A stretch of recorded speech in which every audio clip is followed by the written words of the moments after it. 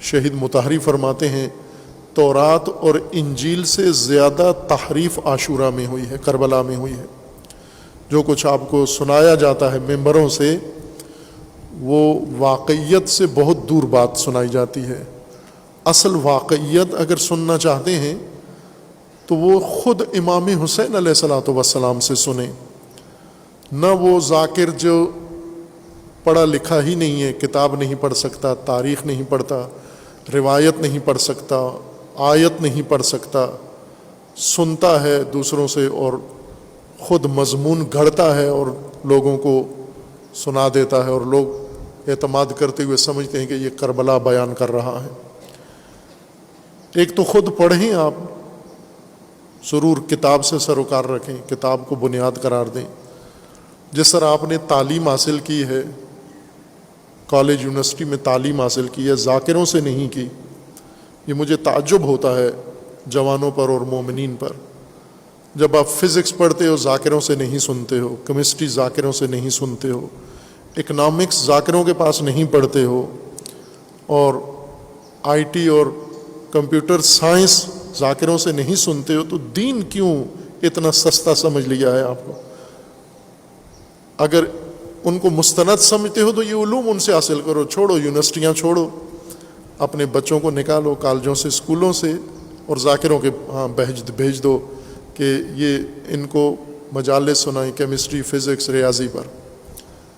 ان کو تو خود نہیں آتی یہ علوم، اس لیے آپ اچھا کام کرتے ہیں جو ان کے پاس نہیں بھیجتے، اسکولوں میں بھیجتے ہیں، کالجوں میں بھیجتے ہیں، یونیورسٹیوں میں بھیجتے ہیں، مستند معلمین کے پاس بھیجتے ہیں، اور اسی لیے کچھ سمجھ بھی آ جاتی ہے آپ کو۔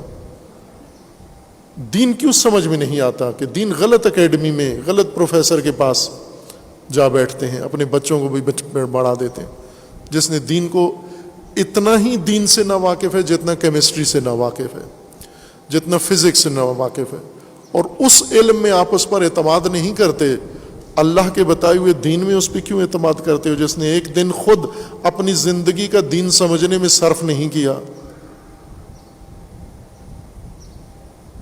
اس لیے وہ تحریف شدہ حقیقت جب ہمارے ذہن میں آتی ہے نکلتی نہیں ہے۔ یہود کے ذہن میں تحریف شدہ دین تھا، رسول اللہ نے ان کو حقیقی دین بتایا، وہ سننے کے لیے تیار نہیں تھے۔ تعجب بھی تھا رسول اللہ کو کہ یہ تو دیندار ہیں، پہلے سے آسمانی کتابوں کو جانتے ہیں، انبیاء کے تعلیمات سے واقف ہیں، پھر کیوں میری بات نہیں سنتے؟ قرآن نے فرمایا ہے تحریف کی وجہ سے، ان کے ذہن میں جو کتاب ہے وہ تحریف شدہ کتاب ہے۔ امام حسین علیہ السلام سے ہم کربلا سنیں، نہج البلاغہ سے دین سمجھیں، قرآن سے اسلام سمجھیں۔ آپ یہ آپ کے مستند منابع ہیں۔ امام حسین علیہ السلام کے خطبات خود پڑھیں، نہج البلاغہ کے خطبات ترجمہ شدہ آپ کے گھروں میں ہیں، خود پڑھیں، قرآن ترجموں کے ساتھ آپ کے گھروں میں موجود ہے، خود پڑھیں، آپ سمجھ میں آتا ہے۔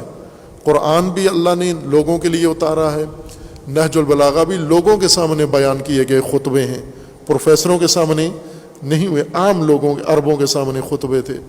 اور سید الشہداء علیہ السلام نے یہ خطبے قیام کربلا کے دوران مختلف وقفوں کے ساتھ اور مواقف کے اوپر عام لوگوں کے سمجھنے کے لیے بیان فرمائے ہیں۔